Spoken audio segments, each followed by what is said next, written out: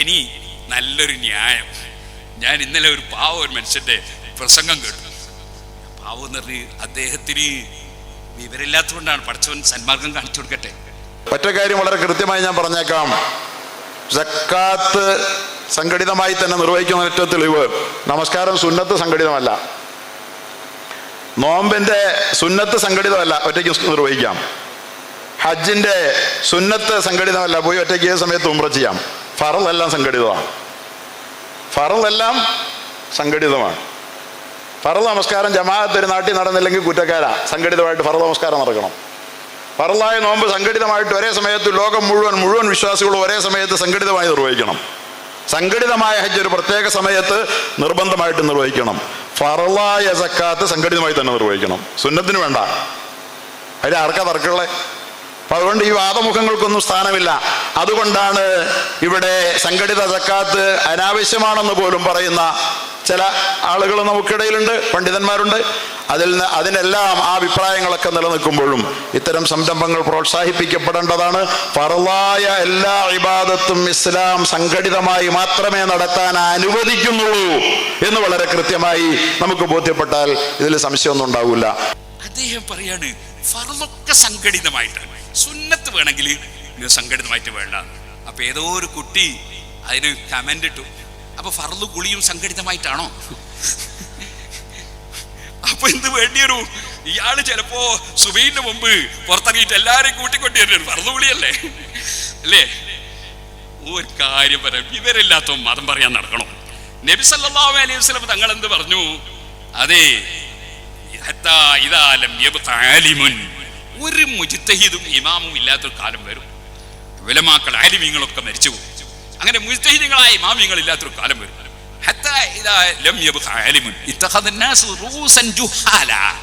അപ്പൊ ജനങ്ങളൊക്കെ ചില നേതാക്കളായിട്ട് വിവരമില്ലാത്തവരെ അവരോധിക്കും. അവരോട് ചോദിക്കും, അവരാ പ്രസംഗിക്കുന്നത്, അവരാ ക്ലാസ് എടുക്കുന്നത്. അവർ മറുപടി അറിയും. സ്വന്തത്തിൽ അവരും പേച്ചു, മറ്റുള്ളവരെ പേപ്പിക്കുകയും ചെയ്തു. ഇങ്ങനെ ഒരു കാലം വരുന്നു അള്ളാഹുവിന്റെ റസൂൽ പറഞ്ഞില്ലേ സല്ലല്ലാഹു അലൈഹി വസല്ലം. ബുഖാരിയല്ലേ അത് ഹദീസ്? അതന്നെയല്ലേ ഇപ്പൊ നടക്കുന്നത്? വിവരമില്ലാത്ത മൗലവിമാര് ഓരോരുത്തർക്കും തൊള്ളണ്ടല്ലോ പറയന്നെ. അങ്ങനെ ഫർളൊക്കെ എന്തായിരിക്കണം? സംഘടിതമായിരിക്കണം എന്നാണ്. അത് ഇതിലും പറയുന്നത് കേട്ടോളി. ഗവൺമെന്റ് ഇല്ലെങ്കിലും നമസ്കാരം മഹല്ലടിസ്ഥാനത്തിൽ നാം സംവിധാനിച്ചിട്ടുണ്ട്. അതുപോലെ തന്നെയാണ് സക്കാത്തും സംവിധാനിക്കേണ്ടത്. 157 പേജിൽ എനികൾ കേട്ടോളി. ഇത് ആളുകളെ പൊട്ടീസാക്കുന്നതിന്റെ ഏർപ്പാടല്ലേ? സക്കാത്ത് സംഘടിതമായി കൊടുക്കാന്ന് പറയും പോലെയാണോ നിസ്കാരം സംഘടിതമായിട്ട് നടത്താറിഞ്ഞാൽ? അല്ല മൗലവിമാരെ, നിങ്ങൾ ഒരു കമ്മിറ്റി ഉണ്ടാക്കുക. എന്തിനു? നിസ്കാരത്തിന്. എന്നിട്ട് നിസ്കാരത്തിന് കമ്മിറ്റി ഉണ്ടാക്കിയിട്ട് നിസ്കരിക്കേണ്ടവരോടൊക്കെ പറയും, നിങ്ങളെല്ലാവരും നമ്മളെ ഏൽപ്പിച്ച് നിസ്കരിക്കാൻ, നിസ്കാരം ഞങ്ങൾ നടത്തിക്കോളാം. അങ്ങനെ നിസ്കരിക്കാൻ വേണ്ടിയുള്ള ഒരു കമ്മിറ്റി. വേറെയുള്ളവരൊക്കെ നിസ്കാരം ഇവരെ ഏൽപ്പിക്കുക. വക്കാലത്താണല്ലോ, നമ്മളെ ഡോക്ടർ പറഞ്ഞ അനുസരിച്ച് അങ്ങനെ നിസ്കരിക്കാൻ വക്കാലത്താക്കുക. എന്നിട്ട് എല്ലാവരും വന്നിട്ട് എന്ത് ചെയ്യുക? എല്ലാവരും ഒന്നും വരണ്ട, കുറച്ചാള്. കാരണം ഈ മുതലാളിമാർക്ക് ഇപ്പൊ അങ്ങനെ വരുവാനോ പീടിയെന്ന്. അപ്പൊ നിസ്കാരം ഞങ്ങൾ കമ്മിറ്റിക്കാർ നടത്തിക്കോളാം. ഇങ്ങനെയാണോ നിങ്ങൾ നിസ്കരിക്കാറ്? അപ്പൊ നിസ്കാരം സംഘടിതമാണ് എന്ന് പറയുന്ന പോലെയാണോ നിങ്ങളെ സക്കാത്ത് സംഘടിതം? സക്കാത്ത് മറ്റുള്ളവരോട് വാങ്ങിയിട്ട് നിങ്ങളെ കമ്മിറ്റി കൊണ്ടുവന്നിട്ട് തോന്നിയാസം ചെയ്യാനല്ലേ, കള്ളുടിക്കാൻ കൊടുക്കാനല്ലേ? അതുപോലെയാണോ നിസ്കാരം? നിസ്കാരം സംഘടിതമായി നടത്തുക തന്നെ ഓരോരുത്തർ നടത്തല, അല്ലാതെ സംഘടിതമായിട്ട് ഒരു കൂട്ടറെ ഏൽപ്പിച്ച് നടത്തലല്ല. ഇത് നിങ്ങൾ ആരെയാ പൊട്ടനാക്കുന്നത്?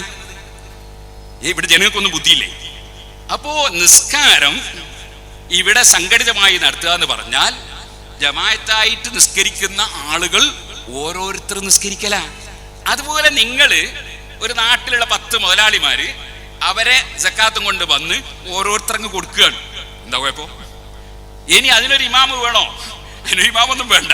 ഇനി അഥവാ ഒരുത്തൻ കൊടുത്തിട്ട് ബാക്കിയുള്ളവർ കൊടുക്കാണോ? കുഴപ്പമൊന്നുമില്ല. ഒരുത്തൻ ആദ്യം കൊടുത്ത് പിന്നെ മറ്റുള്ളൂ അവനവൻ തന്നെ കൊടുക്കല്ലേ. അവനവൻ നിസ്കരിക്കുക ചെയ്യുന്നത്. അതുപോലെ അവനവൻ കൊടുക്കാണോ അവിടെ ചെയ്യുന്നത്? ഇത് എന്തിനാണ് നിങ്ങൾ ഈ മുസ്ലിം സമുദായത്തെ കബളിപ്പിക്കുക? അതിലെ ദജ്ജാലൂനാന്ന് റസൂലുള്ളാഹി പറഞ്ഞു, കബളിപ്പിക്കുന്നവർ. ഇനി നോമ്പും സംഘടിതല്ലേ എന്ന് ഒരുത്തൻ ചോദിക്കുന്നു. എല്ലാവരും നോമ്പും കൂടി ഒരു കമ്മിറ്റി ഏറ്റെടുക്കുക, നോമ്പ് കമ്മിറ്റി. എന്നിട്ട് കുറച്ചാള് നോമ്പെടുക്കുക, ബാക്കിയുള്ളവരെ കൊച്ചൊക്കെ നല്ലോണം തിന്നുക. ഇതാണോ നോമ്പ് കമ്മിറ്റി? അപ്പൊ നിങ്ങൾ ഹജ്ജ് കമ്മിറ്റി ഇല്ലേ?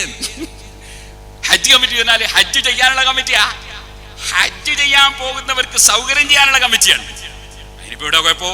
സക്കാത്ത് കൊടുക്കുന്നവർക്ക് കുറച്ച് പാവപ്പെട്ടവരെ അവരെ വീട്ടിലെത്തിച്ചു കൊടുക്കുന്നു, അല്ലെങ്കിൽ പാവപ്പെട്ടവരുള്ള സ്ഥലത്തേക്ക് സക്കാത്ത് കൊടുക്കുന്നവരെ എത്തിക്കുന്നു, കൊടുക്കാൻ സൗകര്യം. അങ്ങനെ ഒരു കമ്മിറ്റി നിങ്ങൾ ഉണ്ടായിക്കോളി, ഒരു കുഴപ്പമില്ല. ആ കമ്മിറ്റിക്ക് ഒരു കുഴപ്പമില്ല. അത് നിങ്ങളെ ഈ കമ്മിറ്റിയല്ല.